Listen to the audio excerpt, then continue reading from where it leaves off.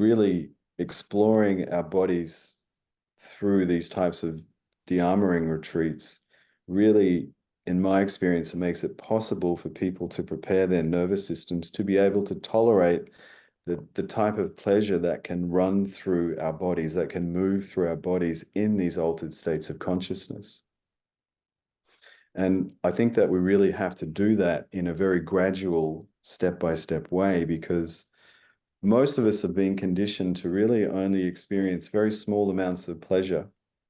I read a study once that the average American married couple has sex for about 7 minutes. And, the orgasmic experience that they have may only last for 10 seconds, 15 seconds, 20 seconds maximum. So that's really teaching our nervous system, that to only be able to tolerate very, very small amounts of pleasure. And so, of course, when we're able to access this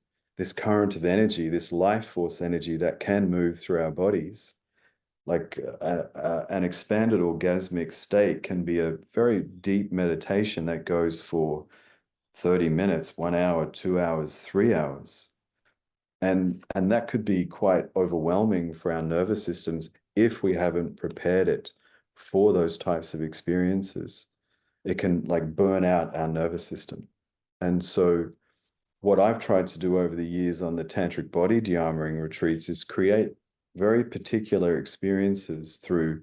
breath, sound, movement, dance, and meditation. And of course, the body work, the trigger point release in the de-armouring, as a way to prepare the nervous system to tolerate this large capacity of pleasure that can move through our bodies. And so we do a lot of different types of meditations, solo meditations, and sometimes if a person is feeling drawn to do different breathing or eye-gazing meditations with other people that really support the strengthening of our nervous system. And the intuitive dance and the emotional release dance also really supports us to start to create new pathways within our brain and body that will really enhance this our ability to be able to cultivate and circulate our sexual energy in the ways that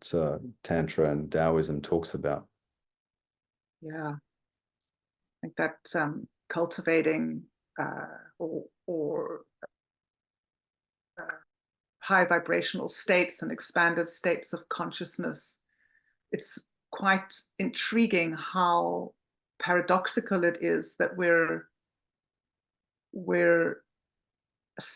most of us so unable to tolerate high levels of pleasure and bliss in our bodies and our nervous systems, and how we have to learn and how we have to really want to intentionally step into and reclaim that